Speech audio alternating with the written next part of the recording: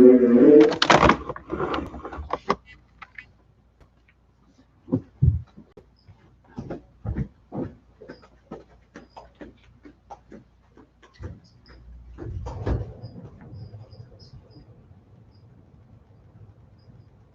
you there, Cecilia?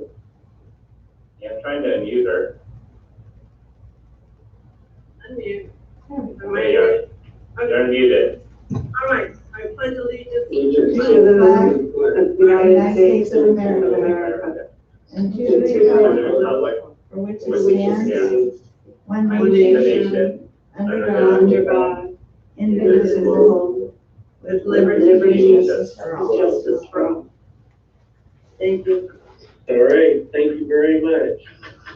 Okay, next up is the approval of the agenda. John? yeah, Mayor and Council, there's no changes to the agenda.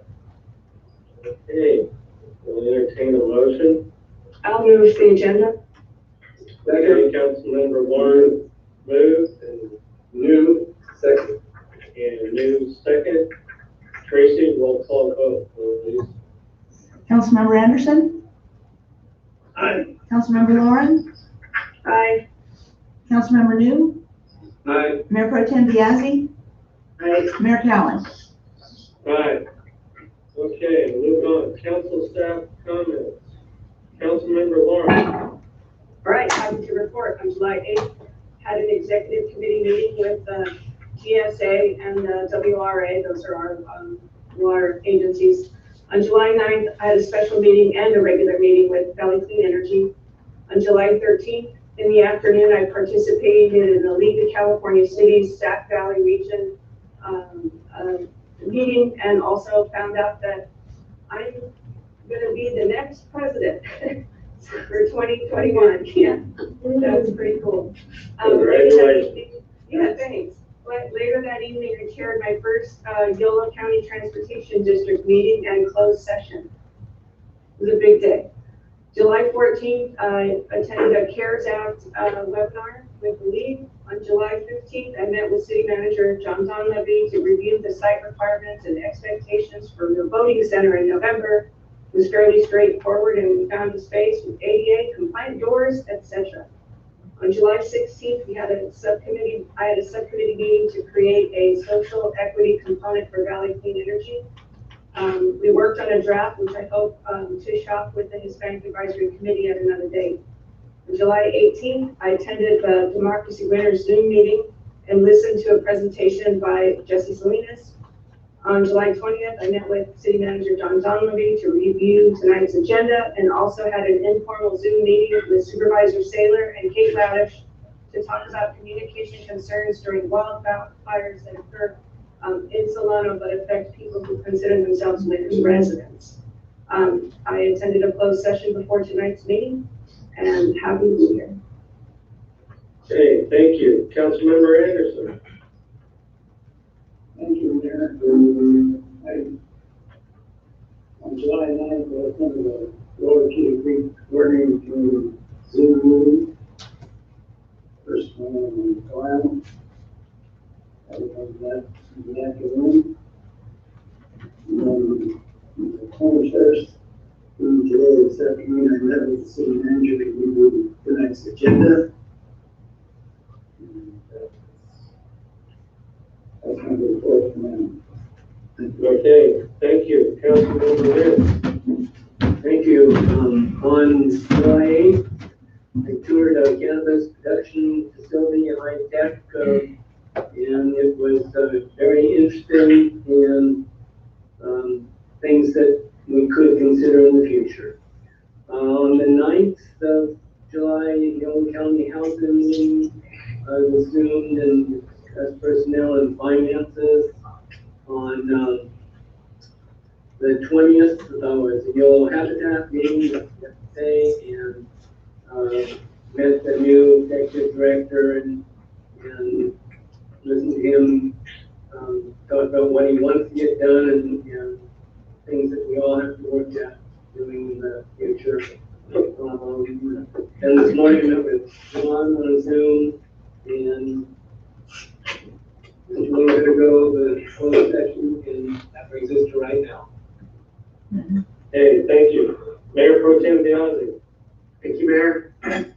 On July 9th, I attended the Solano Economic Development Committee meeting. On the 10th, I was at the Chamber of Commerce Board meeting. On the 15th, along with Mayor Callen, we did 2 executive search firms to look for a new city manager. That'll be an agenda item coming up later.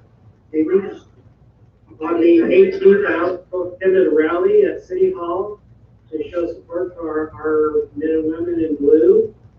I thought it was very well attended. There was, I think, at least 40 people there, and supporting our police officers. So it was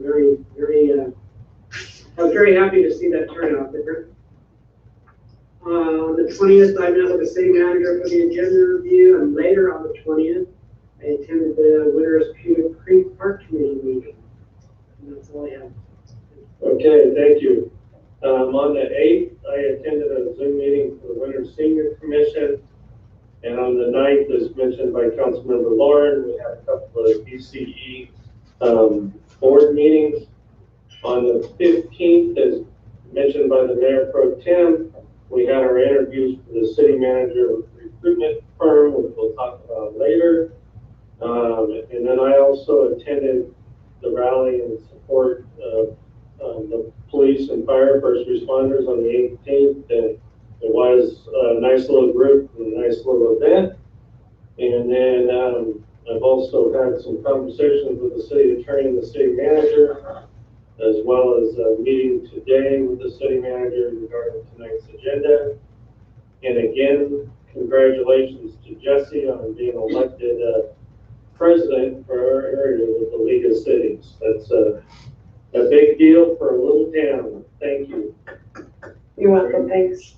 Woo. And then with that, we'll move on to public comment. And this is an opportunity.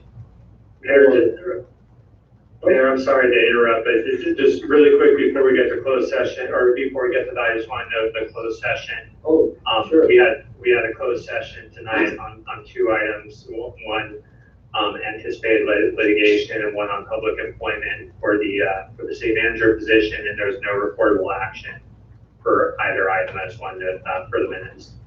Thanks. Okay, thank you. Now we'll move on to public comment. There's an opportunity for anybody from the public to comment on items which are not on tonight's agenda. John, do we have anybody raising a hand? Yeah, if anybody wants, you'll need, on the Zoom meeting, we'll need to raise your hand. And I don't see anybody. Tracy, is there anybody in the council chamber that wants to speak? No, but I see Kate Laddish has her hand up. Okay, you know what? Let's go to Kate Laddish. Kate, I'm going to try and unmute you. Kate, go ahead. Thanks, John. Kate Laddish, 400 Morgan Street, number 21. And it's a quick comment, and it is to thank city staff for all that they've done to get the pool reopened and for lap swim in a way that meets the Yolo County protocol for lap swim in the time of COVID-19, and especially Diana Tafoya and Tracy Jensen have really put in a lot of work, and people are really starting to use the pool. And I know that City Manager John Donlevy has been in the mix as well. So I just wanted to give them a particular shout out for stepping up with this. Thank you. Thank you, Kate. Is there anybody else, John? I saw a couple of people put their thumbs up. I don't know if they were rooting for Kate's presentation. But you know, there are no other hands up on the list. Okay, then we'll move on to the consent calendar. John? Mayor and Council, let me show the screen. Consent calendar tonight. Item A are the minutes from the special meeting of the City Council, which was held on July 2nd. Item B are the minutes from the regular meeting that were held on July 7th. Item C is the second reading and adoption of the ordinance for the Walnut 10 subdivision. Item D is the designation of a voting delegate for the upcoming League of California Cities Conference and Expo. That I think, like consensus, will probably be Councilmember Jesse Lauren, who will also be the Sac Valley president. Congratulations to her on that. Items E and F are resolutions essentially putting delinquent utility bills, which are water and sewer, from item E, and solid waste, which are basically trash bills, on the tax rolls if they aren't paid. Tonight, the council is essentially approving that these items will go on. The council has a list of all of the outstanding unpaid bills at this time. What will happen is that people have up until August 1st to pay their bills, and literally up until the second that Shelley Gambee is ready to send those over. So basically tonight the council is approving putting those bills on, but there's a very good chance many of those are going to come off. So those are items E and F. Item G is the animal services contract with the Yola County Sheriff's Department. And this year, nominal increase, but this is a project that I know will be coming back before the City Council. Item H is the purchase of new spray heads for the north spray field at our wastewater treatment facility. Item I is the acceptance of various public improvements in phase 1 of Stones Throw subdivision.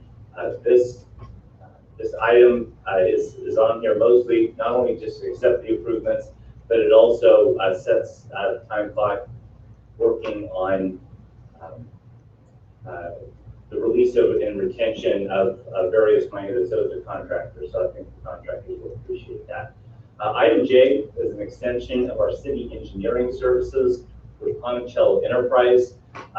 In this case, these are only for the city engineering services. They aren't necessarily for the project management or either our federal or our state issued contracts. That will be another RFP that the city will have to do probably within the next year.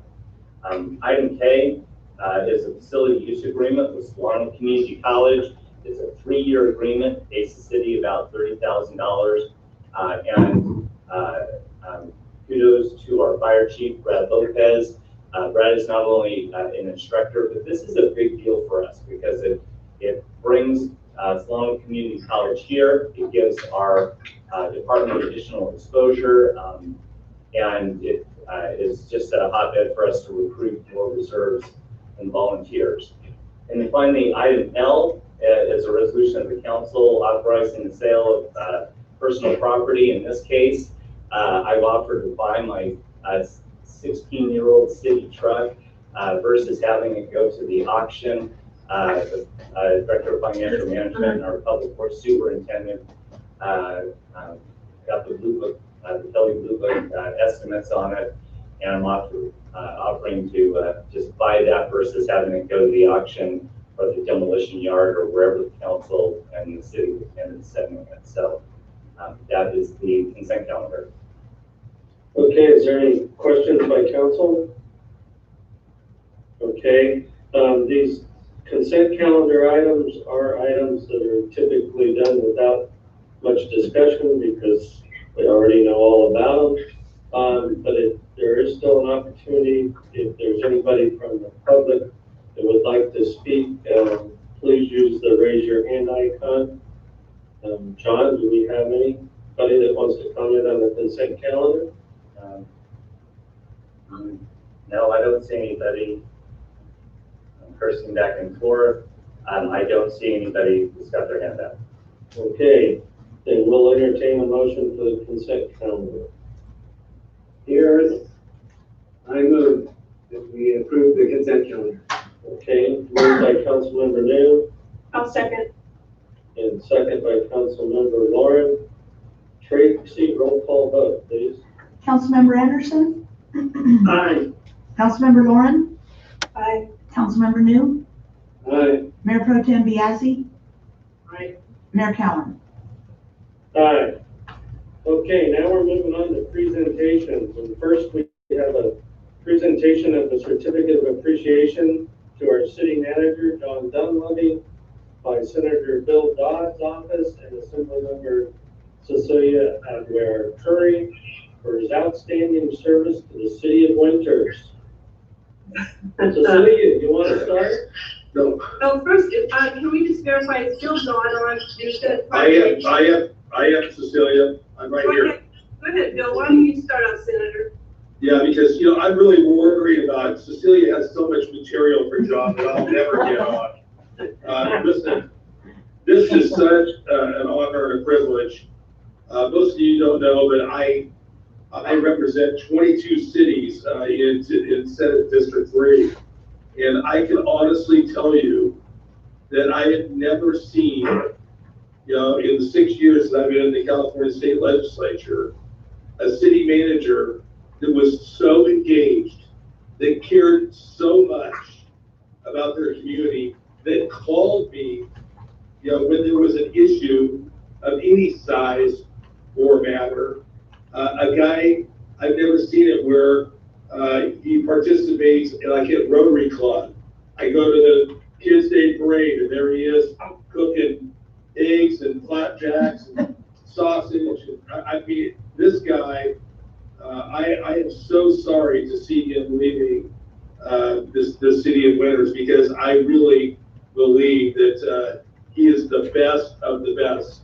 Winters may be a small city.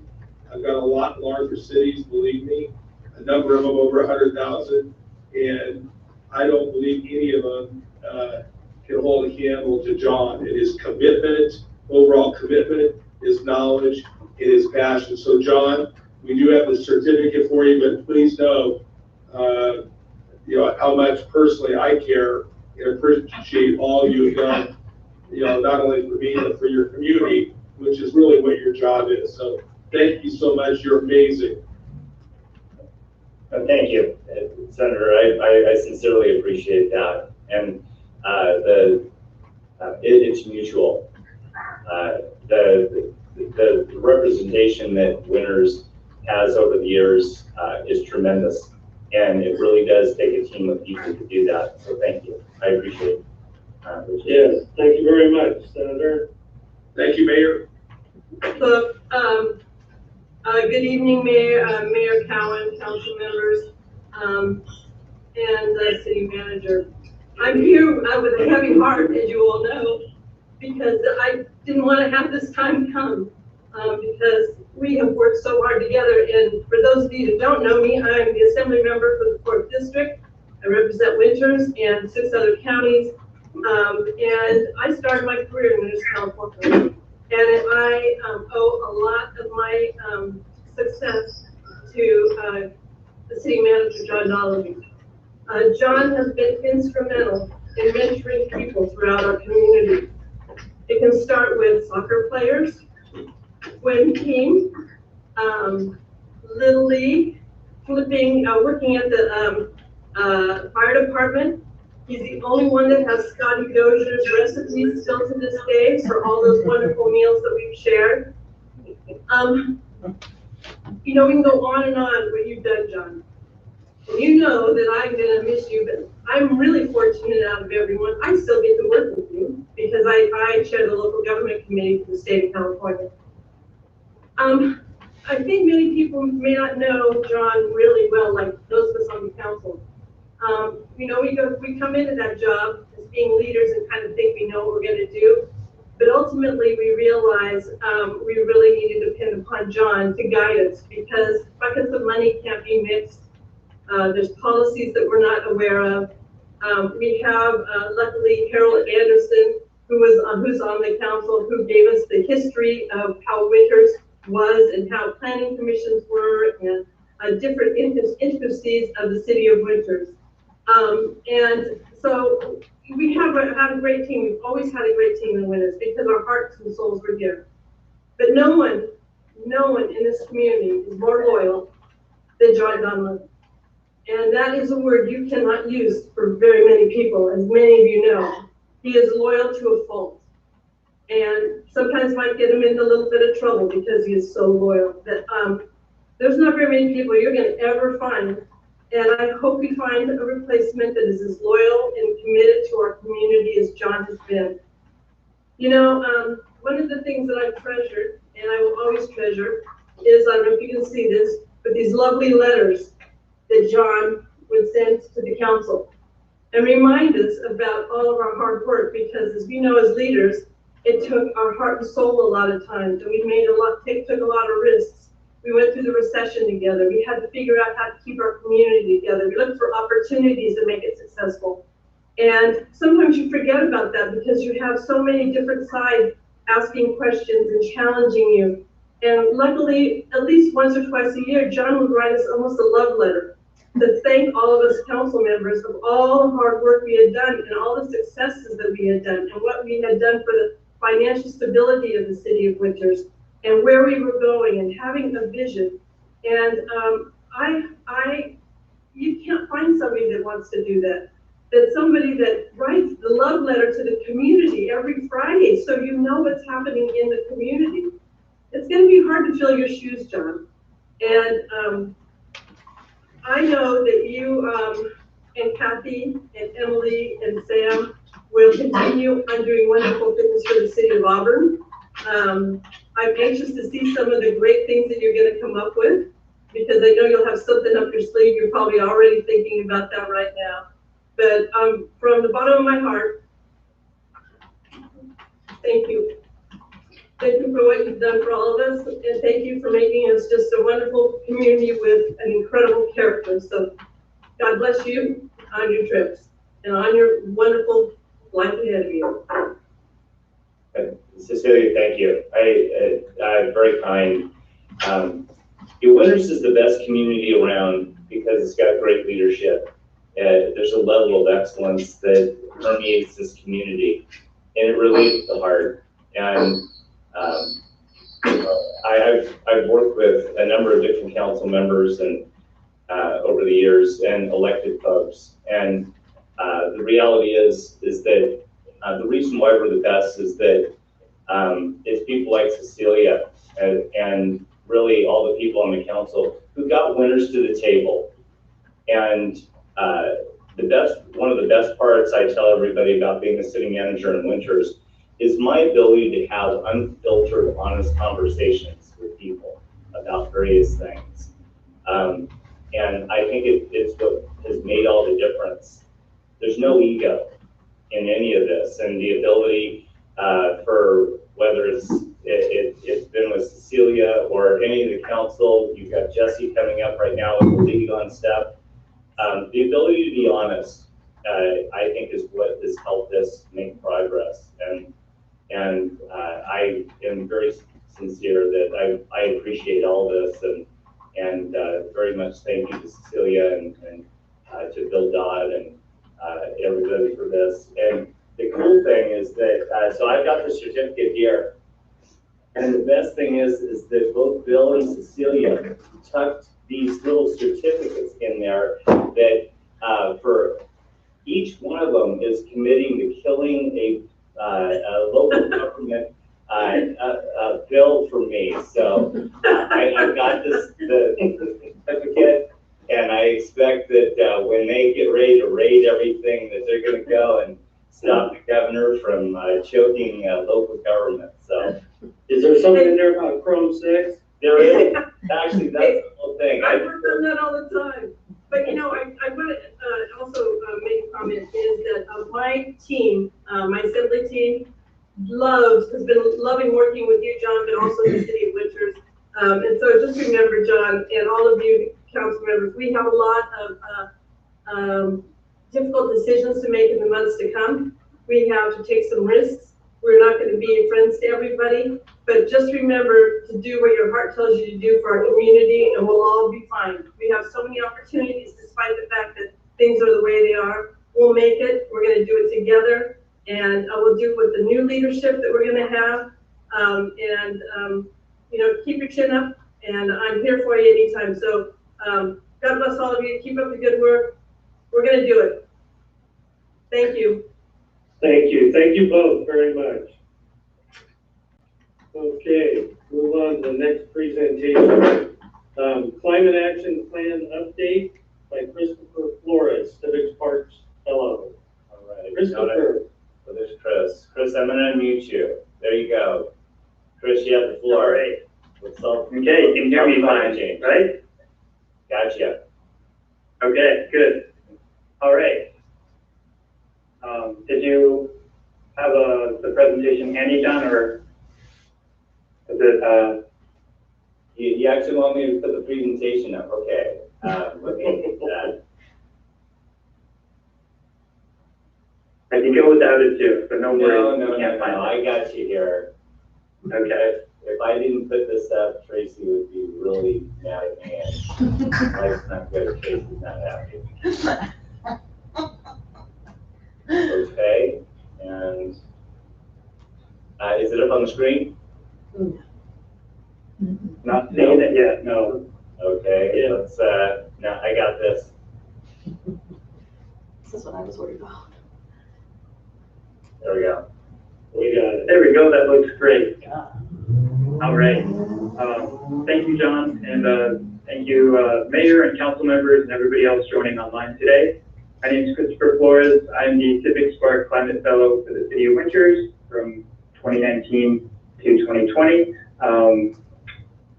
This is a project I've been working on over the past year of my time with the city, is forming and finalizing components of the city's climate action plan. And so today I wanted to delve into 3 of those components that I have here.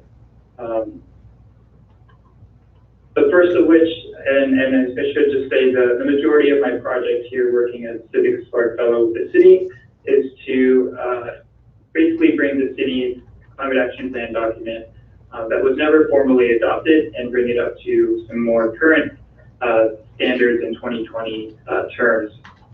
So, and the way that I approached doing that over the past several months was not only incorporating California legislation that's passed in the time span since the draft document was initially conceptualized, but also forming a community-based action group to solicit some feedback from residents and community members in Winters. And then finally, the third component was incorporating data from a greenhouse gas inventory that was more up-to-date and make a more robust current document as well. So delving a little bit farther and just a quick history lesson, many of the council members probably are familiar with how climate action has been progressing with the city. In 2012, the draft climate action plan kind of came forward. And in that time span from then to now, it was never formally adopted and saw some minor revisions going on. And during all that time, several pieces of California legislation were passed. 3 that I've highlighted here are SB 32, SB 379, and SB 1035. And all of those, in a short essence, highlight the importance of climate adaptation and resiliency planning for local governments to deal with their impeding and imposing climate impacts. So in that same time span, the city also received access to a greenhouse gas strategy report, as well as the Yellow Resiliency Collaborative's Resiliency Planning Toolbox. That's a local group, regional climate action planning group in Yolo County. Delving more into the components that I also worked on with Councilmember New and Councilmember Lauren, they helped me form a climate action plan development board, so that way we could work with residents in Winters and get their feedback on components and public meetings. And so you can see here I've had a few meetings and several revisions coming forward, and the plus sign is because they're still ongoing even now, so those numbers are increasing. So that group has worked to identify a set of implementation tasks for a longer standing group to work on throughout the city. And then lastly, over here on the right, you can see some of the updates and data that I use to form a set of projections and essentially think about what greenhouse gas emissions might look like in the year 2030 for the city of Winters. So this figure you can see here, this blue and green figure, I've taken a look at residential natural gas and energy usage and how that is anticipated to decrease through California policies and mandates through the year 2030. And then if we could just go to the next slide, John. Thank you. So building a little bit farther, backtracking to 2019, December 2019, thinking about how this community group would be formed, I had a lot of questions and didn't know where to go, and relied a lot on both my supervisor, Carol Siana, and John Don Levy to help me think about some of these questions.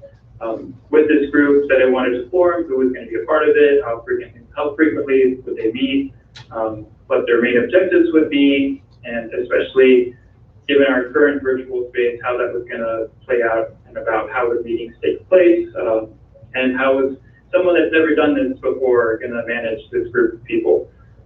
In the end, as I mentioned earlier, we formed a climate action plan development board made of 6 residents to offer their feedback on some of the components in the CAP. Next slide, please, John. Another component here that I mentioned earlier was recent greenhouse gas inventory that was done. So you can see here on the left, this pie chart describes and breaks down some of the main sources of greenhouse gas emissions in winters. Underneath that, you can see 67,748 metric tons of CO2 equivalent, and that's where the city stands right now. So based off of that figure, I was able to work through this table here on the right and identify what a reduction target for the city might look like by the year 2030. You can see going down from 67,748, translating down to 40,649. And then with some of the tools that I used online, specifically the ClearPath tool that I was able to work with Akeley, find a forecast figure, that 48,000 figure number, and then the difference between that 40% and the forecast figure I identified is the 2030 reduction target that I was able to propose. So again, incorporating these figures and bringing them all together and working with the Climate Action Plan Development Board, and also working to update pieces of California legislation all in one component has been what I've been working on and tasked with over the past 11 months of my service term. Next slide, please, John. And so things coming up next. So the board's currently working and trying to finalize the planning components of the document. And hopefully they're going to bring that to you as city council members soon. Part of that, as I mentioned earlier, are these 11 implementation tasks that they've identified. And these are going to be tasks for a long-standing climate action commission of some sort in winters to work on throughout the lifespan of the document. And in 2023, there should be a midterm evaluation to see the city's progress on its climate goals and where it's headed so far. And with that, I'm just going to conclude my presentation. If you have any questions, I'd be happy to answer them either now if they're pretty brief, or by email. That works great. I can give you a more in-depth answer. But thank you. Okay, thank you, Christopher. Does council have any questions? Anybody? Okay, John, does anybody from the public have any questions or comments? I see Dave Springer's hand is up, if you can unmute him. Yeah, thanks. That's a great presentation. Appreciate the work you're doing. I'm just curious, it's a pretty ambitious goal, and what kind of policies can the city really put in place to accomplish that? I might say that, the Valley Clean Energy would love to, provide information about the kind of programs that we've been looking to implement to help meet that goal. Christopher, can you address that at all? Yeah. All right, I think I'm unmuted there. Yeah, thank you, Mr. Springer. So funny that you mentioned Valley Clean Energy. There's in the way that I helped part of the forecasting that I was able to work to come across and get to the end product, there had to be some assumptions being made. And so some of those are increasing, and you might have seen there, increasing the share of renewable energy the city has and procures in the future. And so clean energy is going to play a big part, an integral part in the city, especially in 2021, when Winters residents are going to start receiving their generation from clean energy as their generation source. I know there's probably several other opportunities for us to collaborate and work on other programs that I'm not aware of myself, and hopefully we can work to incorporate those in the document as well with the commission. We just launched a new program page, so you can see what we're up to there. Okay, no, thank you. Thank you, David. Thank you, Christopher. John, is there anybody else with their hand up? Mayor, I have a comment, a question for Christopher. Go ahead, Bill. Yeah, Christopher, looking at that pie chart, you got 81% of our greenhouse gas emissions is from on-road transportation. So that's one of our, obviously our biggest challenge of all is how we can reduce the vehicle miles traveled. And the only solution that I know of is that we need to do everything we can do to attract more businesses to town so that people don't have to drive out of town to go to work. The less road miles they travel, the better we'll be. So that will help the city in multiple ways, but especially helping us to bring down that 81% from the on-road transportation. I don't know if you have any of that information that you will be presenting us later on, if that's some of your recommendations or not. Yeah, so the board has been working to refine some of the existing plans in the document, but also incorporate some new strategies, so to speak.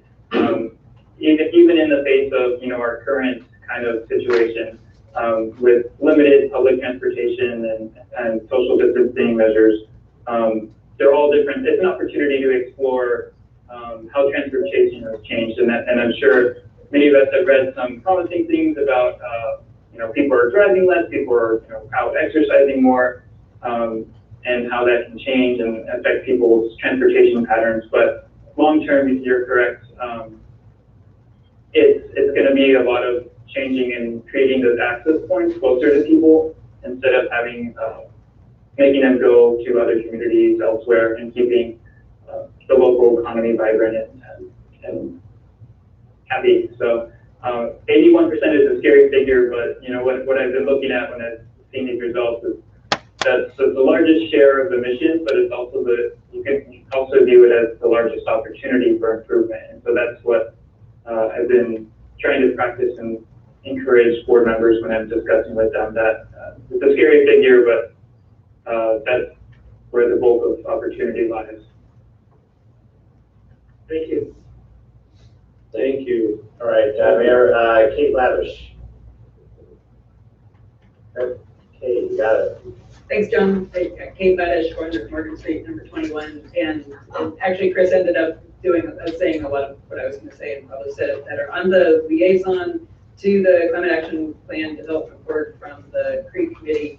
And there's I think what the Mayor Pro Tem hit on about jobs, and if you have opportunities for employment here in town, in a way that makes it so that people don't have to commute either into Winters or out of Winters is something that's come up in discussion. And so looking at that jobs housing balance and making sure that the two are compatible. So you're not just creating a situation where people are having to commute one place or another. And that as Chris mentioned, that this global moment we're finding ourselves in is highlighted some other opportunities to make it so people don't have to drive and commute. And something that's come up in council discussions before has been broadband. And I believe that's something that Assemblymember Cecilia Aguiar-Curry has touched on before as well. Thank you, Kate. And I'd just also like to say thank you to Chris Flores for everything that he's been doing with that. I think he's getting ready to wrap up the session, so I just wanted to have a chance to say that. Thanks, Chris. Thank you. John, was there anybody else with their hand up? Looking, and nobody else. I think Councilmember Lauren did, but she's muted. I got her. Yep, still muted. Jared, okay. Okay.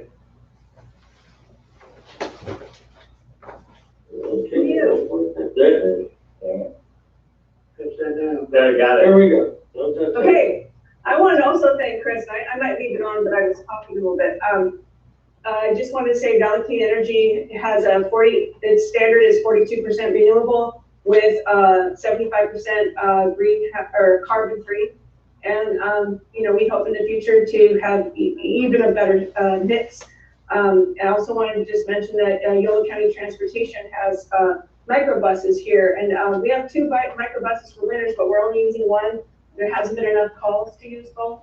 But people, you can reduce your greenhouse gases by calling and arranging microbus. And anyway, I just wanted to give a plug for that and just say thank you for all your work and for your whole Climate Action Committee. I know that they've put a lot of their time into this. So thank you and thanks to all of them. Yep, thank you to everybody that's worked on this, the committee, and Christopher, you've done a great job. Thank you for your efforts with this, and we'll look forward to the next steps. Is there anybody else that had comment on this, John? I no more comments. Okay, all right, thanks again, Christopher. We'll move on. The next presentation item is waste management. Talking about residential overages and contamination fee program implementation. And we should be hearing from Christine DeJura and also Kayla Rodriguez, I believe, from Waste Management. Yeah, Mayor and Council, Christine and Kayla are downstairs in the council chamber, and I think they're probably going to come up as Tracy Jensen. So, Christine and Kayla, go ahead. Okay. Good evening, Honorable Mayor, council members, and city manager. Tonight we have a presentation from Waste Management regarding the implementation of the residential. Tracy, down there? Oh, yeah. You can't hear me on this mic.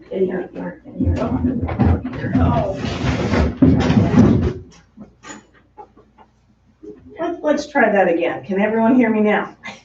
Gotcha. Okay, Yes. great. Well, good evening, Honorable Mayor, council members, and city manager.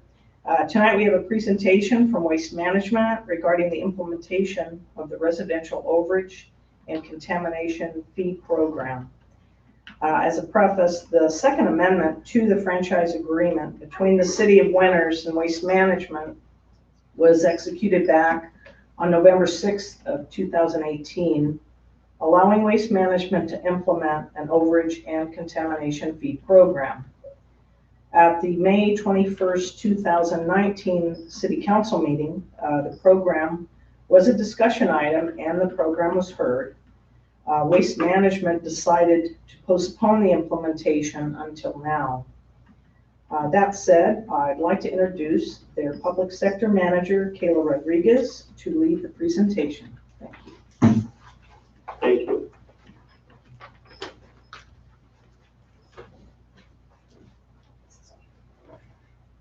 Hi, everybody. It's kind of weird. I feel like this is not normal for me. I haven't done one like this, so bear with me. All right, so thank you, John, for putting up the presentation. So just a little bit of background. I came to you guys at the end of 2018 and kind of discussed the residential smart truck program and what it entailed. And so now we're ready to kind of roll this out in the city of Winters. You guys, this city is actually the first city throughout California and the US that will have this technology. So it's kind of exciting. And so I have a little bit of a presentation, and we're going to kind of get involved in videos and show you demonstrations and a lot of stats.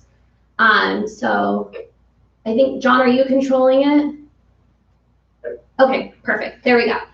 So a little bit about the technology. It does provide daily visuals for positive service verification and corrective action. Sorry about that. And it informs us about our customers' needs and behavior. It improves safety for our employees, so our drivers no longer have to exit the vehicles or do anything like that. And also the biggest thing is it supports certain draft language in the SB 1383 regulatory requirements. So this technology will be able to provide the data required by the state. And how this works, it's very similar to the commercial program. Every stop is linked to a customer that's in our database. Every cartlet is captured on camera, as well as the contents in each of the carts. The images are audited for an overage and or contamination, and then a notification is sent to the customer. And what's exciting is we were able to get a great video put together for you guys. So if we can go ahead and play that. It is about 3 minutes, but it's very informative.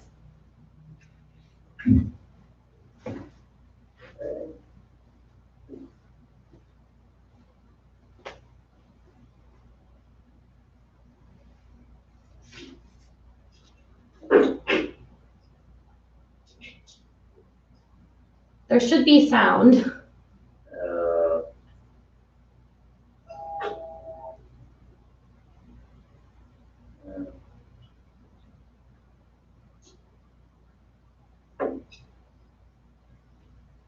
Okay, Kayla, are you not getting sound? No. No, we're not. Okay.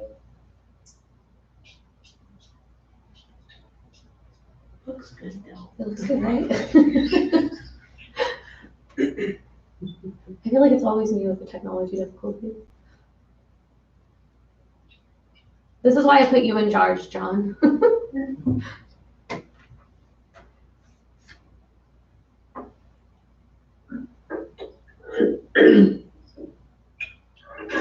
Okay, you know what? Why don't we go without the video? I'm sorry. I didn't know there was a video on this thing. Oh, it's okay. If you want to play it, I'll kind of just do the voiceover. But it is a really good video just for everyone to kind of see, because it's in action. So you'll be able to see a demonstration of the carts being dumped, the contents inside, and everything like that.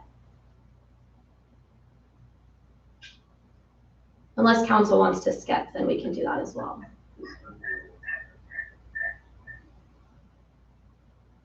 There we go.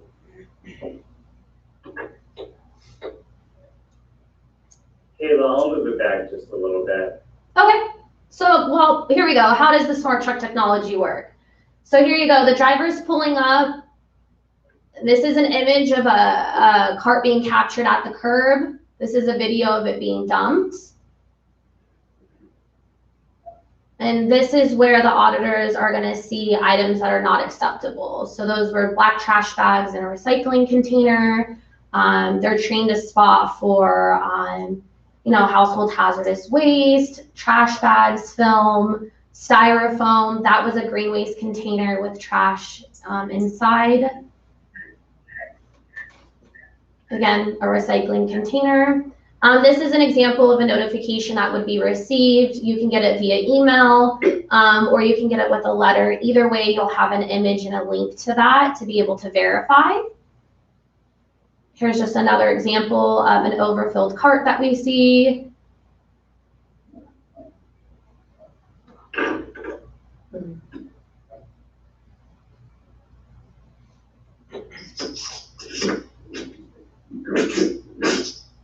And again, this was an example of an overloaded container. So it would say something like, oops, your cart was overloaded, and kind of provide some information on that, such as the incident date, a picture of that cart that was overloaded. And so for us, it's just more of an educational thing for the customer to let them know that this is what we saw, and then how to do it correctly going forward.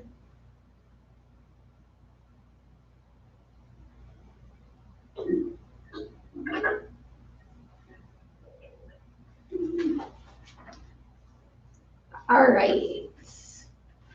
And then the next slide, one thing I felt that was important to bring back to you guys and give you an update on was the commercial stats.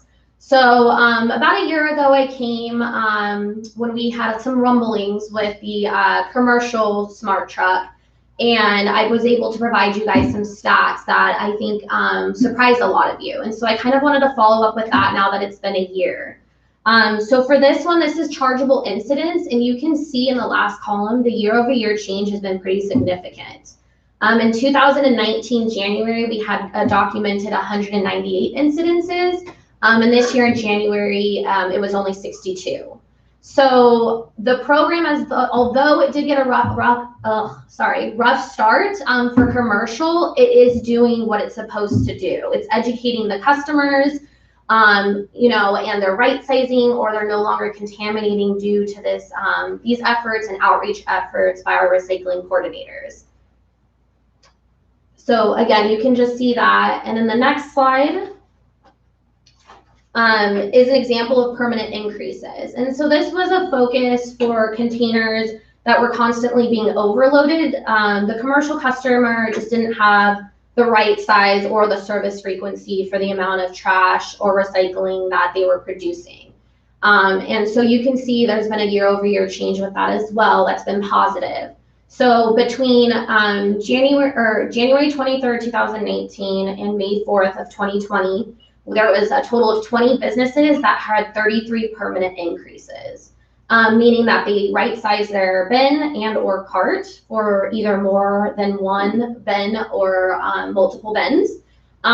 So as you can see, again, this is just going back to the program, educating the customer and working with them to make sure, again, that they got the right bin size and the service frequency. So that's been very positive as well.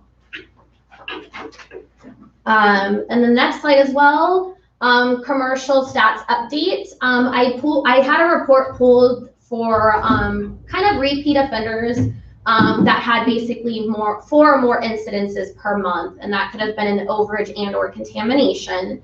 And so you can see we still have some work to do, but again, year-over-year change has been positive. For example, in January, there was 122 total incidences that came from just 17 businesses. And then we had this January, 30 total incidences that came from only 5 businesses. So the number of businesses has decreased that have been repeat offenders, and the total of incidences have decreased dramatically. So again, I just felt that that was important to follow up with you guys and demonstrate that the program is working. The contamination has gotten better, as well as the litter, you know, out in the streets, the alleys, and around the businesses due to bins not being overloaded. And then the next slide. So WM Smart Truck technology, how is it a benefit to anyone, right? Well, again, service verification audits billing and service levels, so we can make sure that we're billing correctly and that the resident isn't getting overbilled or underbilled. City beautification, cleaning up the streets, the gutters, proactive customer service, and again, it facilitates compliance with SB 1383. And on the next slide, it documents daily service. So we will have a live stream of every single residential home being serviced for every single cart. We'll also be able to, again, validate cart size and material type, and promotes closed cart lids to prevent windblown litter and quality recycling, which is extremely important, especially when the state is mandating certain diversion requirements for every city throughout lovely California. So the next slide, please. Here we go. A little bit of the same thing. One of the great things about this is we'll be able to be proactive. We can identify container damage prior to the customer even giving us a call. So the long-term goal is to be able to identify a cart that needs a wheel replaced, a lid replaced, or if a cart was accidentally cracked during service, we'll be able to identify that and get those swapped out without the customer even having to call in. And then it will also help mitigate the missed pickup issues or not outs as well. We'll be able to identify those. And then one thing I did want to point out is that multi-customer locations, such as trailer parks, cul-de-sacs, or if there's like a community or a street that kind of has to put out carts at a specific location, there's a lot of them. Those ones are difficult to ID. So we are not actually going to be doing trailer parks, cul-de-sacs, or shared driveways right now. Again, because they're difficult to ID and we don't want to cause a lot of undue stress for residents and then trying to figure out whose cart's who. And then the next slide, please. So early compliance with SB 1383, which I'm sure many of you council members have heard about, it is still in draft form. However, we will be able to meet all the audit requirements and reporting requirements with this technology.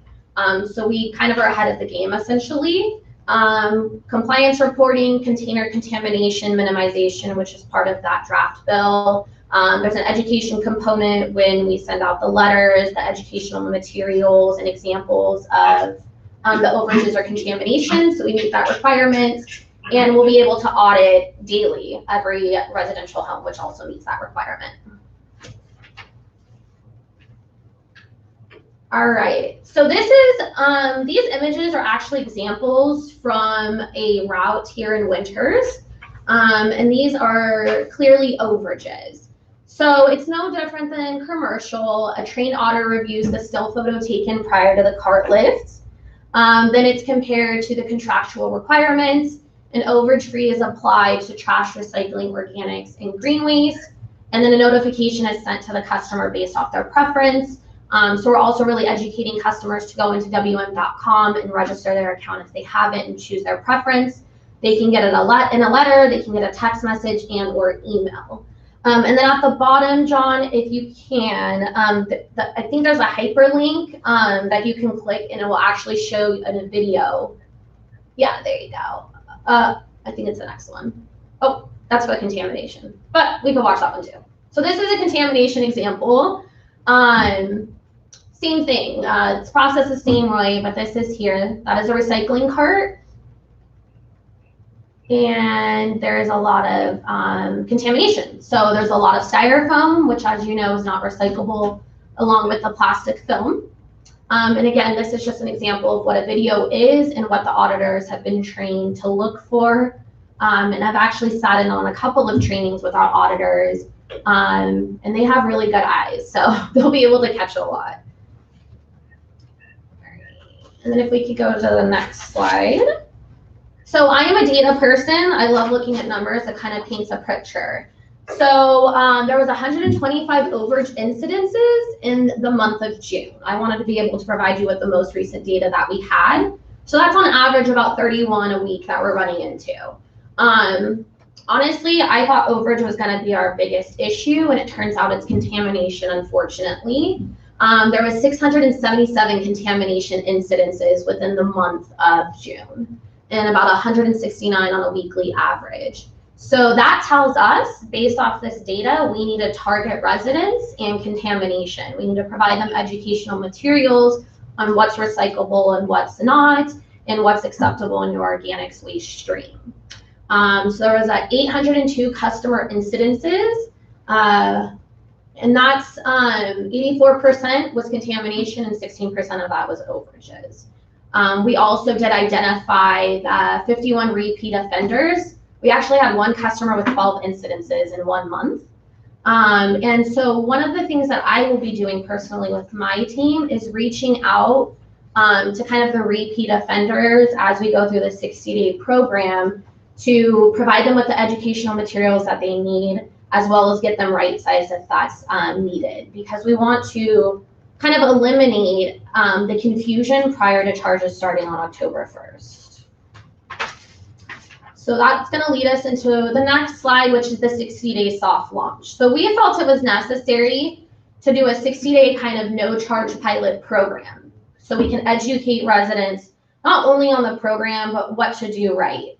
And so for 60 days, the month of August and September, we will not be charging anybody for anything that they do. We will just be sending educational letters, more of a courtesy notice, and it will provide the picture of the overage or contamination. And this will hopefully rectify a lot of the issues, again, before charges occur on October 1st. And our campaign is also in English and Spanish, which I know is very important here in the city of Winters.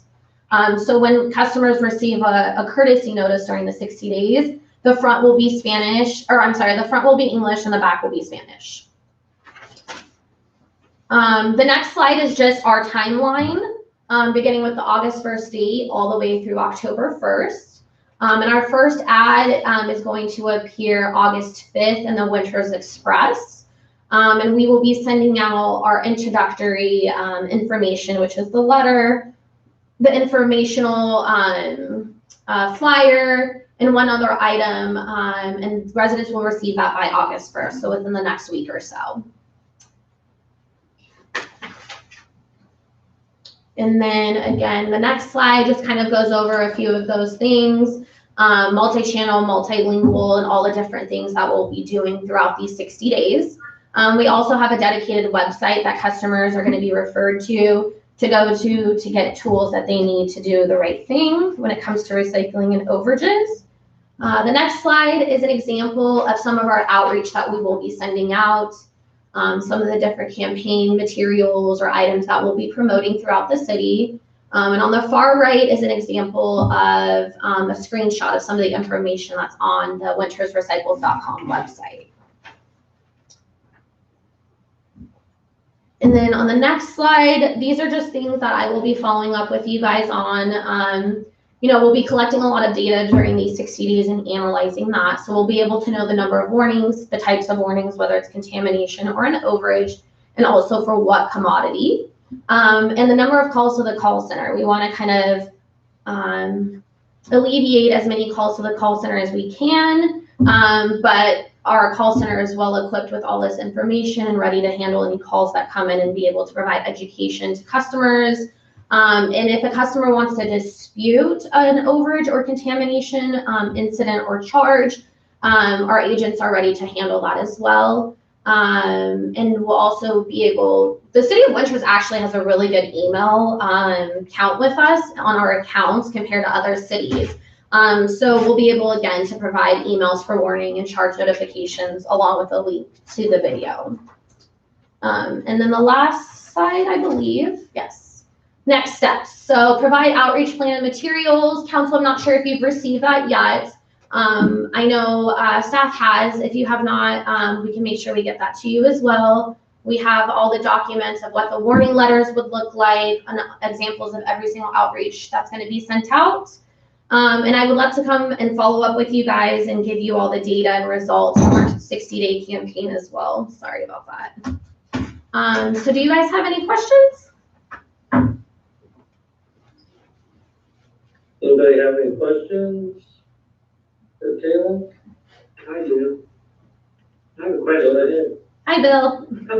Hi. So a question, as far as educating the public, you send out the flyers, which is great, but a lot of times those get misplaced. What I think is one of the very helpful things is the stickers that are on the containers themselves that kind of says, these are things that can go into the green waste bin. There's one for, here's what can go into the recycle bins. And those stickers that are on the carts themselves tend to fade pretty fast over time. Are you going to try putting new stickers on carts? And is that one of your... Yeah, so absolutely, and I couldn't agree with you more. I know that we did distribute organic stickers when we rolled this out about a year ago. We had the roller skater go by and deliver those door to door, and I did receive a lot of feedback for that. I do think that we could do that again for trash, recycling, and organics if needed. And I did forget to introduce our district manager, Jeremy Berry, who's online as well. And he may be able to address that a little bit more than I can. But if that is something that the council is interested in, things that the community needs, then we can certainly put a plan in place and get those delivered to everybody as well during the 60 days. Thank you, guys. This is Jeremy Berry. I just want to comment on this one. It also looks at, we're looking at the proactive approach, and, we see some carts that are beat up, things like that. The carts that they will be receiving into the field will have updated stickers. We do have that available. Okay, thank you. John, is there? One more question. Go ahead. So if someone has a call, they get a notice, say they have an overage or contamination, whatever, the number that they call, is this going to go to a local number, or is it a corporate waste management place someplace? Sometimes it's hard to get through people. Yeah, so we'll go to our call center, which is located in Arizona, but we do have a specialized team that's been trained to address this. So if you guys do hear any feedback of issues of customers getting in or not getting the help that they need, then please have city staff get a hold of me. I have direct contacts there, as well as we have a liaison between our market area, my site, and the call center. So I'll be able to kind of troubleshoot any issues that arise. Thank you. You're welcome. Okay. Is there anybody else with questions? John, is there anybody with their hand up from the public? Mayor and council, I do not see anybody else with their hand up or thumbs up or whatever. So no, nobody else. Okay, well, if nobody has any further questions or comments, we'll move on. This is not an action item, just an information item. Thank you, Okay. council. Have a good night. Okay, thank you very much, Kayla. All right, and we'll move on to our discussion items, and the first one is a public hearing to consider uses for SB2 permanent local housing allocation program, formula components from the building, homes and jobs trust fund, for assistance to cities and counties. John? Mayor and council, I am gonna take this item to the next one. No, I think that's extremely important. Staff recommending tonight, received a brief staff report on the SB2 permanent local housing allocation program funds. We're asking you to conduct a public hearing to receive comments regarding recommendations. And then third, we're recommending you adopt the standard resolution, which will submit an application for a little over $532,000 for a 5-year grant program. So as the council is aware, housing in California probably the highest priority. I would imagine coming out of COVID, it will probably be an even higher priority as we work through everything from homelessness to overall affordability. So the city of Winters is eligible for some of the SB2 permanent local housing program funds. This is another offshoot of SB2, which has basically flooded quite a bit of money into cities. We received $160,000 for planning. The best way to look at these funds is over a 5-year period, the city will incrementally get the $532,000, which needs to go towards different types of projects. Now, as a small community, I know $89,000 seems like a lot of money, but it really isn't a whole lot. But also, the reality is that the money needs to be spent within the year. What staff is recommending, and if you can just look at this from the standpoint of 2 cycles. One is the first year, and then the second is the years 2 through 5. What staff's recommending is that during the first year, we use the funding to assist in a project that we're already working on, which is the NeighborWorks self-help project, 24 units that we're working on for up in the Stone's Throw project on Taylor Street. One of the eligible uses of this is for pre-development, development and acquisition to actually promote the construction of housing. The NeighborWorks project is perfect for this. So staff's recommending the first $89,000 during the first year go into that project. Going into years 2 through 5, what staff's recommending is that we use this money for the development, bring it into our housing trust fund that we have, and then it can be used for first-time homebuyer programs. And I look at the various programs that we've done over the years, and it's probably the area that we've gotten the most bang for our buck out of. The idea that you can give somebody $20,000, $30,000 towards down payment assistance or qualification for housing. Most of this is going to go to moderate level people. And obviously in future years, this money could go towards the construction of low or very low income housing. We have none of that in the pipeline right now. So what staff is saying is we know that we're going to have some moderate housing that's on the horizon over the next 5 years. Let's put it into that for home ownership opportunities that can go in. So staff is recommending that be the strategy. What we have to do in this program tonight is the formality of adopting the resolution. Staff will put together the overall grant application within the parameters that I've just described, and we will submit that.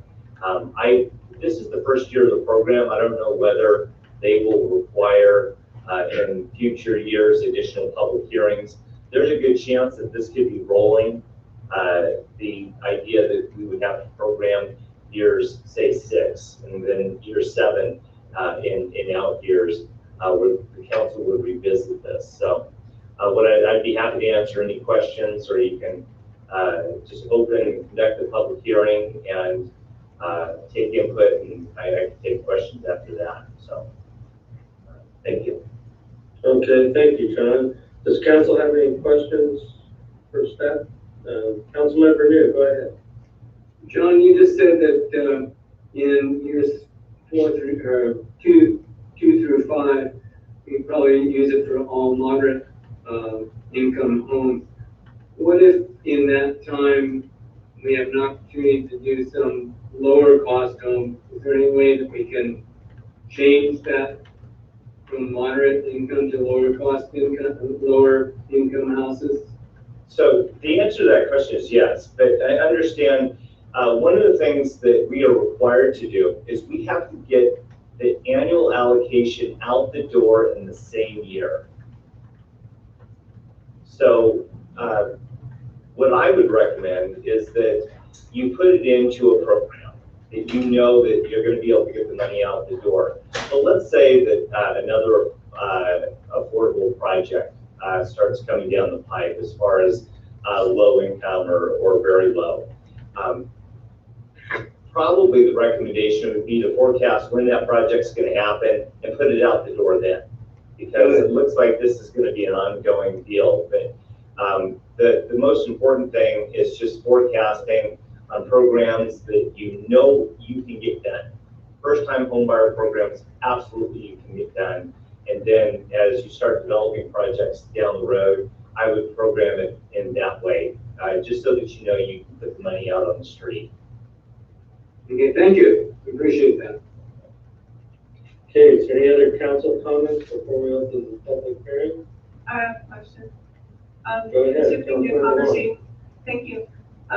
Thank you, Mayor Cowan. Considering the conversation we had earlier in the comments that Mayor Pro Tem Bill made about reducing greenhouse gases by reducing vehicle miles traveled, could this money be part of a priority of reducing greenhouse gases by possibly putting it towards homes for teachers or first responders or other people in the community that would do double duty on that?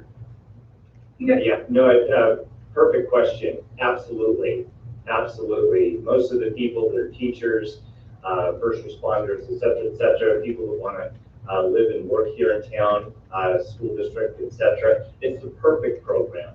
Matter of fact, when we had redevelopment, that was what we targeted. And the thing that was very effective about the program is that you can, we actually work with NeighborWorks on this. You go out, you target those populations, you do first-time homebuyer education. NeighborWorks is the best at this. They go out, they bring people in, you actually get a certificate at the end of it, which is like, it's kind of like that program at the high school, Work Ready or whatever they call it, where at the end of it, they learn how to put together the resume, they do all those things. In this program, what you would do is you would educate them on how to buy a house, get rid of the credit cards, don't buy the new car, get yourself ready. This is how you save for the amount. Because one of the things you can do in the first time program is you can say, we're going to allocate, let's just say $25,000 a year.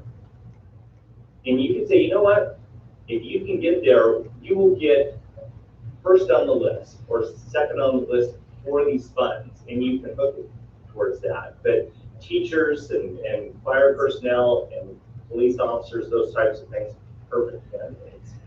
Thank you. Okay, any other questions before the public hearing? Okay, seeing none, we'll open the public hearing at 7:46. John, do we have any public comment on this item? We have Kate Laddish. Let me go to you, Kate, and I'm going to you, Kate. Try it again. You're good. Great. And let's bring Kate's video up so we can see her. There's Kate. The whole thing, I'll tell you. Great. Thanks, John, and thank you, Mayor Cowan. And let's see, so that's right, Kate Laddish, 400 Morgan Street, number 21. And just to follow up actually on some of the discussion that council just had, I know something that City Manager John Dunleavy and I have talked about in the past, and something that I've talked with council about is the idea of doing a study so that we know what type of housing we would need to make it so that people who work here could actually live here. And that the other side of the equation would be what type of jobs do people need so that the people who live here could also just work here. And so I really applaud this as being a goal for us. I think it's a way to not only cut down our greenhouse gases, but also to strengthen the fabric of our community. And but I just want to make sure that we have the information so that we can figure out how to get there. I also have just a bonehead question because I've been going back through the old packets trying to figure it out. I'm getting my SBs that have to do with housing confused, perhaps. Now, is this the SB that we've been talking about doing a city limit specific plan on, or was that a different project? I know the city submitted an application for that. And I'll go ahead and answer that first. Thanks. No, this is SB2, same Senate bill. This is just a different allocation of money as part of that Senate bill. SB2 provided for planning funds, and that with the specific plan and all the pro-housing policy development, absolutely. That's all been programmed as part of all of that. That's the one side. So the planning, the pro-housing policies, analyzing things that go into that, absolutely. So that's one side of it. This is a different side. This is a different pot of the same Senate bill, because what it does is that this is direct allocation. What this money will do is actually become revolving fund. If we put this into our housing trust fund, which we've set up, this money can come back to us as people are paying the money back. So it gives us a pot to actually provide direct assistance in this case. In our case, what we're recommending first is the idea of pre-development acquisition, those types of things to actually generate the opportunity. The second part of what we're recommending is that it would actually go into loans that would actually get the people into the houses. So one side is the planning side, the other side is the implementation side. This is the implementation side. Great, thank you. I really appreciate the answer. And so with both sides of these, would there be a way for the city to decide that this would be a way to make good on some of our desires, to make it so that people with varied incomes and varied family sizes and structures would be able to have a place to live here? I know the city manager has spoken from personal experience about having younger members of the family who want to live here, and it's something that's come up in a number of discussions. So I guess the request that I would have to council coming out of my comment would be that I request that council consider doing a study or looking into a study as a long-term goal related to this, to do a jobs housing study so that we can figure out what people need so that they can live and work here in our community. Thank you. Thank you, Kate. John, is there anybody else that has a hand up? No, nobody else. I will answer Kate's question though. Kate, that's all. No, you just bring all that up in the housing element. that's the place for that. Because what you are suggesting is a program that we would do some type of a study to do that. Over the course of the next 8 years, who knows, maybe there's another pot of SB2 money that's gonna come out in the years. If you identify that program, which by the way, we've been talking about just that, how to have local housing and all that. So when you're primed on that, just bring that up in the housing element. Okay, thank you, John. If there's no other public comment, we'll close the public hearing at 7:51, and we'll go back to any further council comments or concerns before we entertain a motion. Mayor Pro Tem Biazzi, go ahead. Yeah, I have a question for the city manager. John, if what we commit to tonight, say for year one, we put it towards the neighborhood parks, in the year 2 through 5 into the housing trust. If we commit to that tonight, are we stuck with that, for the whole term of it, or can we modify that as years go by? Situations change. As far as I know right now, so the answer is I don't know. Realize that this is all coming out. This just came out in the past couple of months. Right now they're developing all the regulations on everything. In this case, we're identifying 5 years, but my guess is that there is going to allow for modifications of various things. Kind of as Councilmember New pointed out, hey, can we kick some of this money towards some type of another project? I would guess that there is the ability within a 5-year program to modify that. I would bet on that. And as long as you are modifying it within the parameters of the program, I bet you they have no problem with that. And you just need to go to bat with that. And my guess is it would simply be an amendment to your plan within the parameters. Thank you. Okay, anybody else? Councilmember Lauren. Yeah, I wanted to make a comment based on Kate's question. Kate, I wanted to let you know that I worked with Nolan Sullivan from the county, and he has information from prior census and other data that can let us know income levels, types of work, percentages of people, education levels of the people that live here, and so forth, that we could consider in our decisions. And it's all really easily available through census data. That's fantastic. Thanks, Yeah. Avery. Thank you. Okay, if there's no further comments or questions, we would entertain a motion.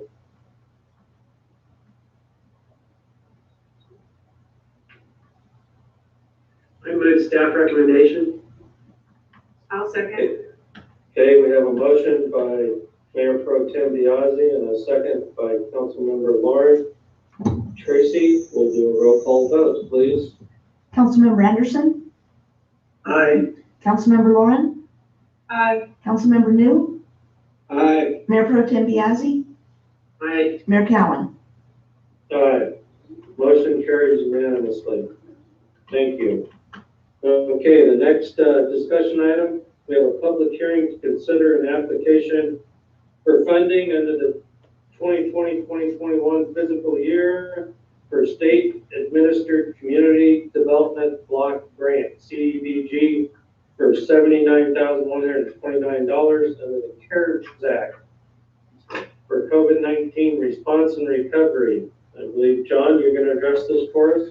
Yeah, Mayor and Council, so CARES Act, that was the federal legislation that came down to assist basically the United States as far as addressing COVID.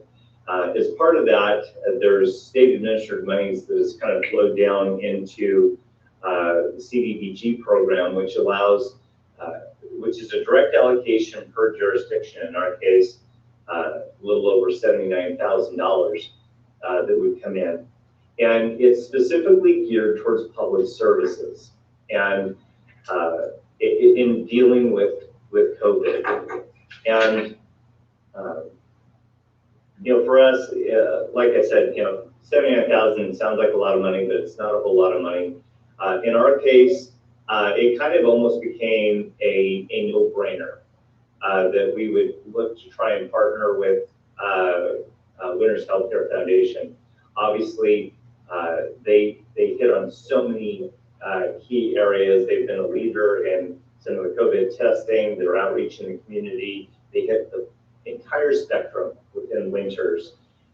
So what we're requesting as far as this is that the council basically authorize us to work with Winners Healthcare Foundation with the money, given the fact that it has to go to COVID.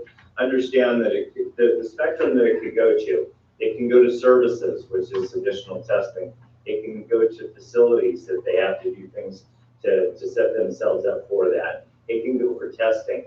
It can eventually go towards vaccine if it gets there. But what staff is recommending is that we go ahead, we submit the application so that we secure the money, we enter into the agreement with Winners Healthcare. Ultimately, what we will do is we will have that agreement with Winners Healthcare. Obviously, they need to be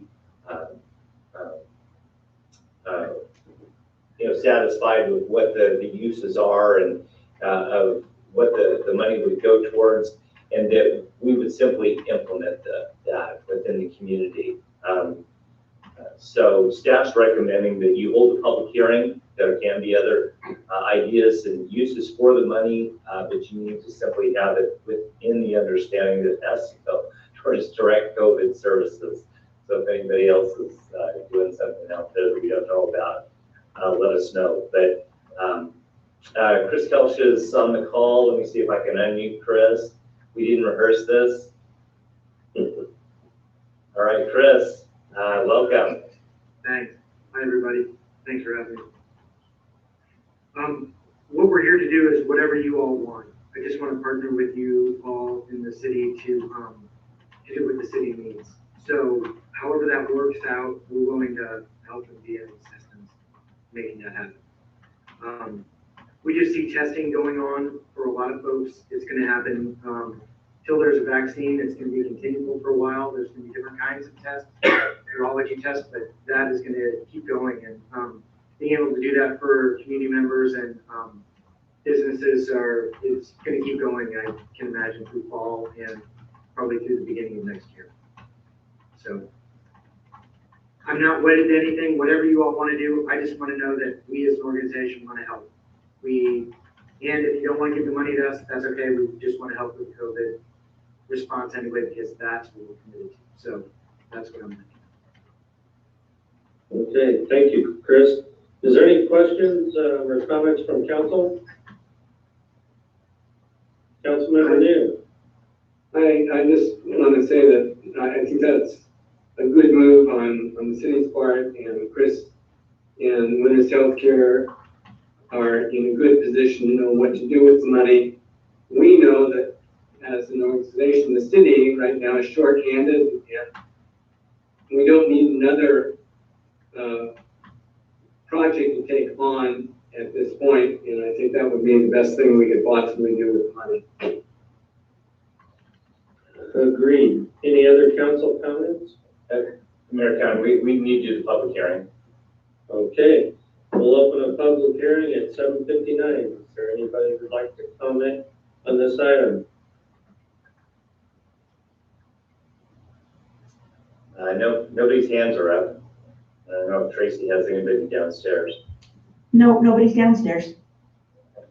Okay, we'll close the public hearing at 7:59:30. Is there any further comment? Go ahead. Yeah, I like the idea of partnering with Winners Healthcare. One of the things I was wondering if we could look into, is there any way we can use some of this money to purchase PPE, say for our small businesses downtown that, or even all over town, not necessarily just downtown, to help them purchase PPE to get through these tough times, because they're spending a lot of money and they're having, we all know, it's a really difficult time right now to have to run a business. And if we can help them with purchasing some of the PPE using this money, I think partnering with Winners Healthcare with the testing is a great idea. The more testing we do, the better we'll be on. So I think it's a good idea. You know, the answer to that is absolutely. I think in this case, tonight, the timing of this is literally a grant. It just kind of jumped out. So we're going to get on the grant. By the council approving the resolution tonight, it just says we're going to go for the money. We're going to put together a draft agreement with Winners Healthcare, and we will work within the parameters of the grant with Winners Healthcare, obviously for mutual benefit. And the idea of PPE for whether it's for residents or for businesses and everybody, absolutely. There's a chance to have a big win here. So, yes. Good. Is there any other comments from council? I would just like to say that I fully agree with the Mayor Pro Tem. And I'm glad to hear that we could use some of that for PPE for all the local businesses. I think that's a great idea. And then I also fully agree with letting this get administered and taken care of by Winners Healthcare. That's what they're here for, and they do a good job of it. We appreciate everything they do for the community, for sure. So that's my comments. And with that, if there's no further comments or questions, we could entertain a motion. I'd like to, so seconded. I mean, they're like. Okay, I think we got a motion from Councilmember New and a second from Councilmember Lauren. Tracy, roll call vote, please. Councilmember Anderson, Aye. Councilmember Lauren, Aye. Councilmember New, Aye. Mayor Pro Tem Biassi, Aye. and Mayor Cowan. Aye. Okay, motion carries unanimously. Thanks for hanging out and chatting with us, Chris. Appreciate it. Okay, moving on. The next discussion item is consideration and approval of an executive search firm to conduct the recruitment for our new city manager. And I think this is something that Mayor Pro Tem and myself will talk about a little bit. We were the subcommittee that held the interviews. We interviewed two different companies, Bob Murray and Associates and Peckham and McKinney. And after conversations, Zoom meetings with both of them, we then conferred amongst ourselves and are recommending to the council that we use the firm of Peckham and McKinney, who we feel was best suited for a city our size. And she did us good the first time around when she brought John to us 19 years ago. So we're expecting no less from her the next time. So with that, Mayor Pro Tem, would you like to add any comments? And I just would say, yeah, we conducted the two interviews with two different firms on the 15th of July. And after interviewing both of them, we thought the Bob Murray and Associates would be a good firm to go with. But the Peckham McKinney firm would be a great one to work with for the city of Winners. They know Winners already. They won't have to do the research on that. They've worked for us before. So we feel that they're really a good fit for our town. Cost-wise, they are just a little bit more money, but we still feel like it would be worth the extra fee for them.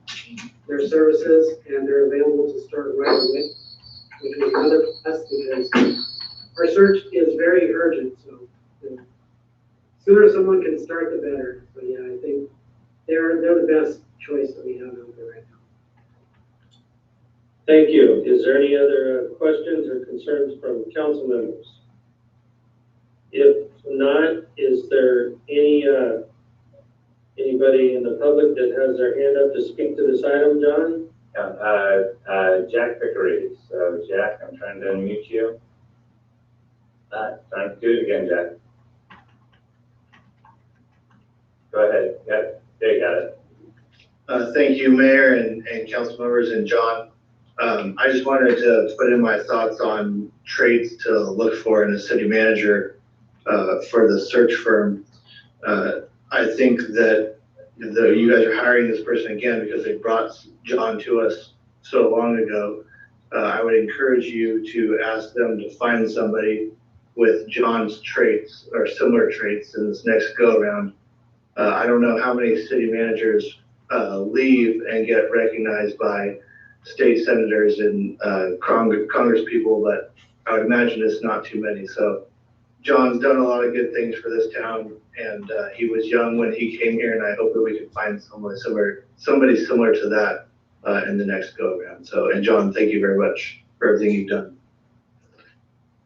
Thank you, Jack. Appreciate those comments. John, is there anybody else that is wanting to speak? No. Okay.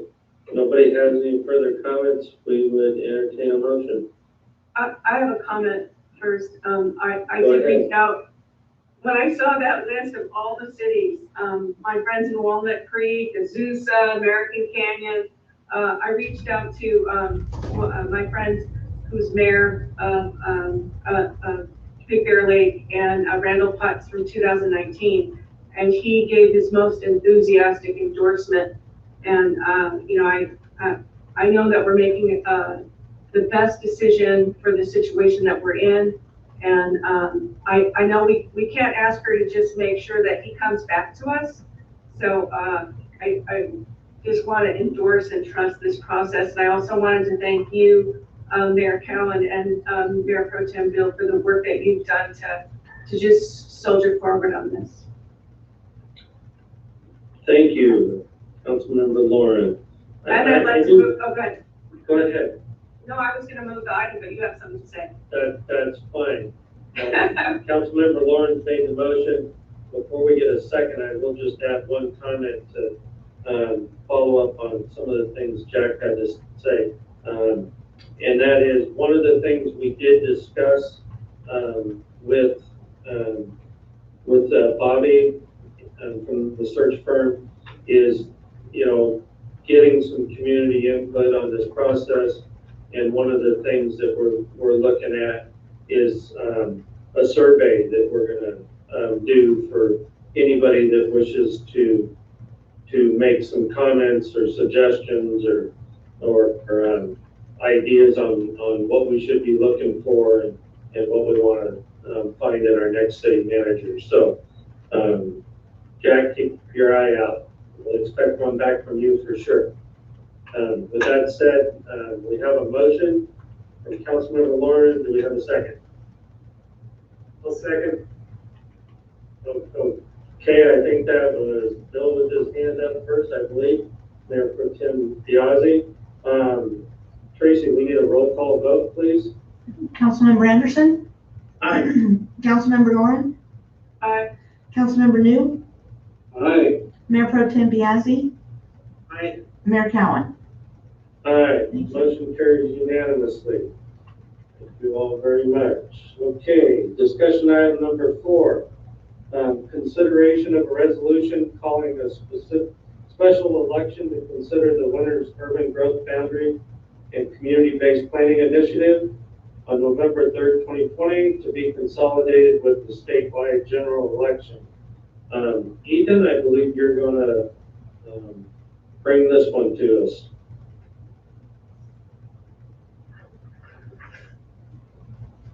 He's still on mute, John. There we go. John got me. I'm set now. Thank you, Mayor, Okay. members of the council. This is the next step in the process we've been going through with the implementation of the settlement agreement that we entered into with Keep Winners Winners that set up kind of an alternative process to addressing the proposed urban growth boundary that was part of the petition that you put on the ballot at your last meeting. So per the agreement that we entered in with Keep Winners Winners, what we have before us is a joint measure that's consistent with the agreement that we entered into with Keep Winners Winners, which would do a couple of things. One, similar to the measure that's currently on the ballot, it would establish an urban growth boundary that's consistent with the existing city limits that could not be removed without a vote of the the public. And then it also has some deviations from the existing ballot measure. One of those is that the urban growth boundary policy would remain in place for 20 years rather than the 30 years is on the current ballot measure. After that, the urban growth boundary would remain in place, but it could be altered without a vote of the people. Secondly, it eliminates from the existing ballot measure the requirement that the city update all its city policies to be consistent with the proposed general plan amendment. So that would be an immediate thing that the city would have to do. And thirdly, and most importantly, what this does is it creates a new policy that sets out a process by which we could engage in a planning process, a community-driven planning process to address those areas that are outside the city limits, but within our existing sphere of influence and other areas that are undeveloped within the city. So under this policy, the initial process would work as follows. Assuming that the ballot measure passed, then the existing group that has been working on this issue for the city and Key Winners, which consists of Mayor Cowan, Councilmember New, and 3 Key Winners members, Bob Folkinghorn, Peter Hunter, and Bill Lagatuda, would meet to make recommendations to the council on members of a specific plan committee that would be charged with developing a specific plan for a specific area, which I'll outline in a minute. That specific plan committee would consist of 2 members from each of the following groups. First would be city residents at large, 2 members of the city council, 2 members of the planning commission, 2 members of Key Winners, 2 representatives from the Winners business community, and 2 non-resident stakeholders. There would be recommendations from that initial ad hoc group to the council, and then the council would decide on the membership of the specific plan committee. That committee would then be in charge of developing a specific plan that would consist of the 2 areas north of the city that are outside city limits, but within the city sphere of influence, and then all the areas that are north of Moody Slough Road that are within city limits. So it's essentially the north area of the undeveloped area that's kind of north of the existing developed city. And we do a comprehensive, integrated, specific plan for that specific area. Once the goal is for this to be a community-driven process where the specific plan or the committee would develop the specific plan with input from the public and propose it to the council, at which point it would go through the normal process for approval of a specific plan. And then after approval by the council, it would also go to a vote of the public. And if it were approved, it would then become effective, and the urban growth boundary, their growth boundary would be moved to the outer limits of the specific plan area. But in no event would that go further than the city's existing sphere of influence. So this is the goal, and it's a lofty goal for the city to go through this process. If it were to be unsuccessful during this initial effort, then the city could later go through the process again and look at maybe a smaller area or a portion of that area or whatever you choose to do. However, you would have to go through the same process with the appointment of the specific plan committee to spearhead the process, approval of the specific plan, and then a vote of the people to finally approve that specific plan. So that's essentially the gist of the proposed measure.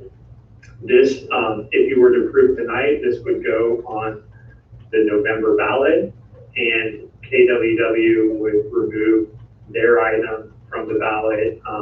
It has to be remove, or their major from the ballot, it has to be removed not less than 88 days before the election, which by my calculation is August 7th.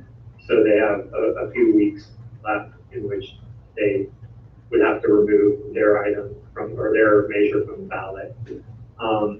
A couple things I wanted to note, there was a few minor oversights in the measure, which I'd like to correct.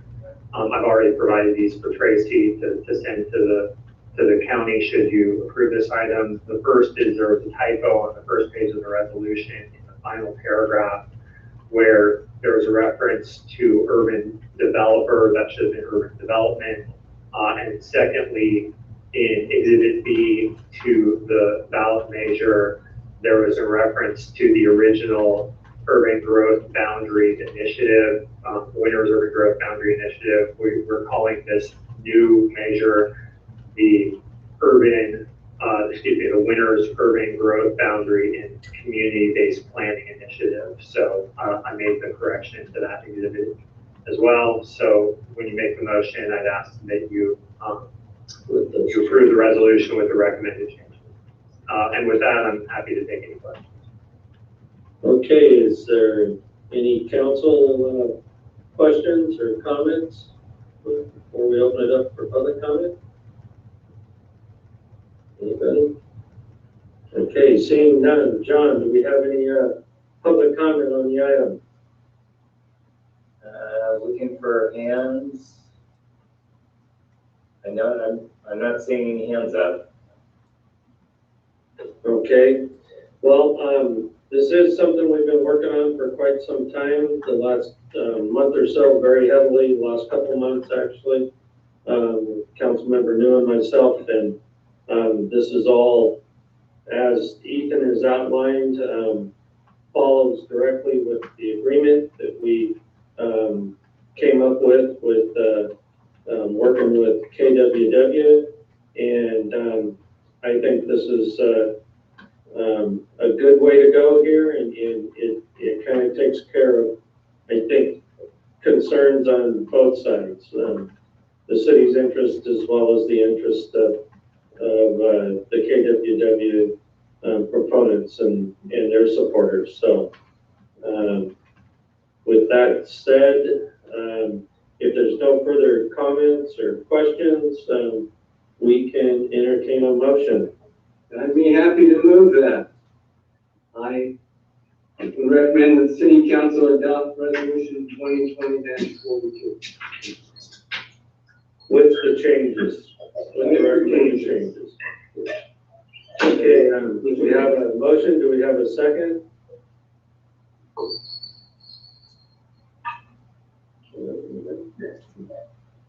I'll second. Okay, we have a motion by Councilmember New and a second by Councilmember Anderson. Tracy, roll call vote, please. Councilmember Anderson, Aye. Councilmember Lauren, Aye. Councilmember New, Aye. Mayor Pro Tem Biasi, Aye. and Mayor Cowan. Aye. Motion carries unanimously. Okay, Mr. Mayor, I have a question, comment. yes, go I ahead. just wanted to say a special thank you to our city attorney, Walsh, for all your work putting this together. I know this has been a long haul. And also to Mayor Cowan and Councilmember New for your work on the ad hoc committees. Thank you all for getting this done. I know we had a very short timeline to do all this.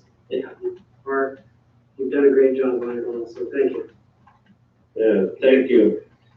Yeah, thanks to everybody on the ad hoc committee too, Peter Hunter and Bob Polkinghorn, and Bill Lagnatuda.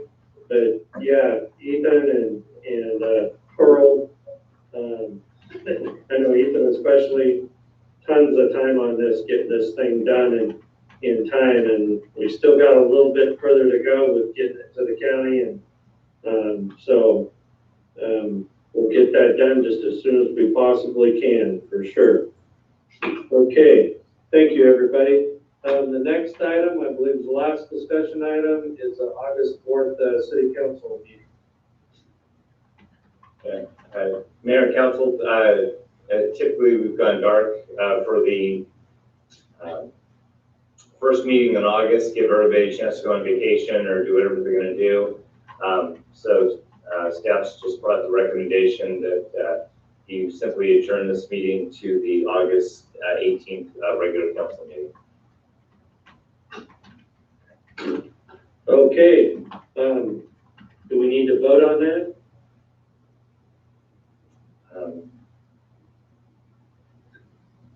Well, no, probably not. I would guess that you probably just will adjourn to the August 18th meeting. Okay, all right. With that said, we're down to the city manager's report. Yeah, Mayor and Council, just a couple of items. First, COVID-19, many of the new restrictions that have been coming out, literally very dynamic every single day. Staff, I sit on basically 3 very important meetings each week, which goes over COVID in Yolo County, and it's just, it's like just being in a tornado on everything. Now, technically, the 3 weeks that the governor outlined originally in the second shutdown is supposed to expire coming up at the end of the week. So still trying to figure all that out. I will tell you that we have been receiving various types of complaints and things that have been coming in. We do take all of them seriously. We are trying to work within the guidance that we get from the state, from Yolo County, regarding various things. We get a lot of complaints that come in and are just some things that you can't do. A good example, somebody goes and files an official complaint with Yolo County that a lady walked into Lorenzo's Market and then put on her mask. Well, I mean, there's nothing you can do about that. And that kind of represents the majority of a lot of the things that we get. Somebody upset that somebody got too close to them at some place. There's nothing you can do about it. So anyway, we're trying to stay on top of absolutely all of those. Second thing, Poudre Creek with Recreation Swim kind of being at a standstill. Poudre Creek is very popular. If I can give recommendations to people and we can just pass it along, first, go to Lake Solano. There's a swim beach there, and Lake Solano really works. Second is our Poudre Creek Park. Lots of people, lots of umbrellas. It's like the beach down there on some days. People being very responsible. If you've got kids, put them in a life vest. And I will just stress, and for all the people who don't like it, between the dam and Lake Solano, except for maybe Lake Solano Park, don't recommend that section at all. This last weekend, we had our 3rd rescue up there, and every time I see it, it come up that we've got the call, absolutely makes you sick because you're nervous. Most of our rescues don't end well, and usually it's a young person who went down. They don't realize that there are trees and snags and undertow and rapids, and literally it ravages our staff on various things because the idea of pulling a drowned young person's body out of the creek doesn't work. The fishing accesses are simply not for kids. They are not for amateurs. You have to know what you're doing when you go up there, and so many people are not necessarily prepared. A cheap raft and flip-flops going down the creek doesn't work. There are sections of the creek that you can't get out from. Unless you think that in your swimsuit you're going to barrel through 20 feet of blackberry bush. That ain't going to happen. So we're trying to get the information, warnings out to people, and we're going to be pushing that on social media. And finally, there's a good chance that this is my last meeting where I get to hold the title of City Manager of Winters, as we cancel the 4th meeting, going to the 18th. I just want to thank the council. I thank the community. This has been my dream job, literally my dream city. And it's been a dream team for me. I love this town. I think officially, according to Charlie Wallace's criteria, this qualifies as my children's hometown. And we will always consider it our hometown. It's been a great ride. For the last 19 years, Winters has literally been my life. And I appreciate everything. And I'm eternally grateful for everything that I've been given.